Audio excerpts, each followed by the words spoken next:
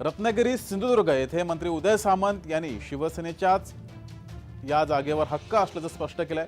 तर केंद्रीय मंत्री नारायण राणे यांनी मतदारसंघात जोरदार शक्ती प्रदर्शन करत तेच उमेदवार असतील असे संकेत दिलेत।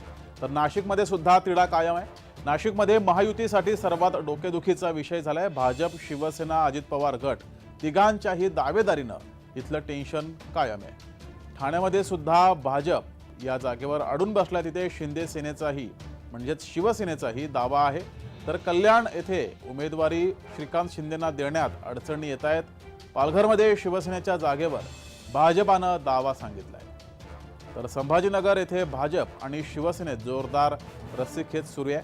उस्मानाबादमध्ये भाजप आणि राष्ट्रवादीला ही जागा हवी आहे। साताऱ्यात भाजपाकडे ही जागा साताऱ्याची जाणार हे जवळपास स्पष्ट असलं तरी अधिकृत घोषणा झालेली नाहीये।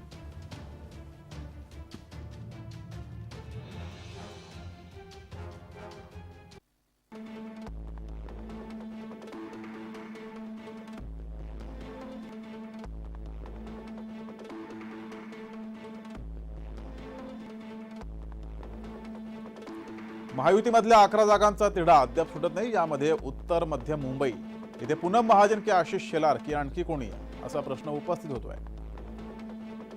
उत्तर पश्चिम मुंबईमध्ये भाजपा आणि शिवसेनेतील तिढा कायम आहे।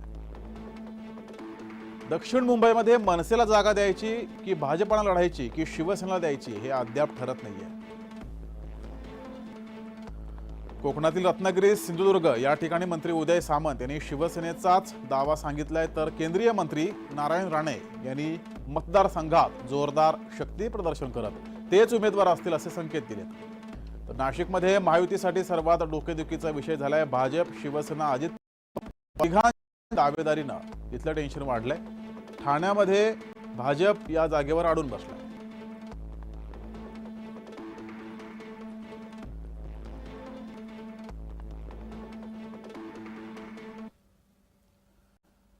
तर कुणाल भोईटे आपले प्रतिनिधी यांनी या संदर्भातील आढावा घेतलाय, पाहूयात। लोकसभा निवडणुकीचं बिगुल वाजल्यानंतर अनेक जे पक्ष आहेत हे जागा वाटपासाठी बैठकांचं सत्र जे आहे ते मुंबई दिल्लीमध्ये करताना पाहायला मिळत आहेत। मात्र महाराष्ट्रामध्ये महायुतीचं अद्याप ठरलेलं नसल्याचं चित्र जे आहे ते मागील काही दिवसांपासून दिसून येताना पाहायला मिळत आहे। एकंदरीतच 11 जागांचा जो तिढा आहे तो अद्याप महायुतीमधला सुटला नसल्याचं देखील पाहायला मिळत आहे। कल्याणमधून उमेदवारी अद्याप कुठल्याच महायुतीतील उमेदवाराला दिलं नसल्याचं देखील चित्र आहे। तर ठाण्यामधून देखील शिवसेना लढेल की भाजप लढेल असा पेच जो आहे तो कायम होताना पाहायला मिळतोय।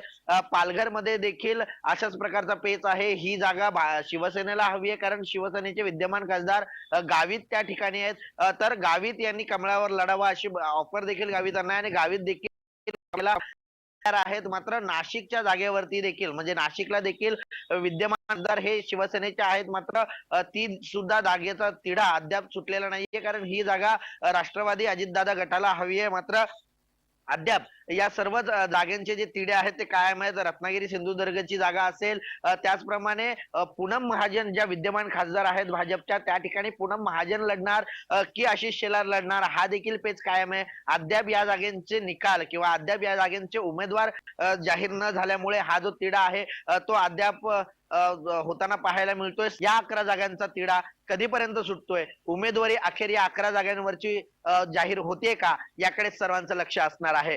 कुणाल भोईटे, जय महाराष्ट्र न्यूज, ठाणे।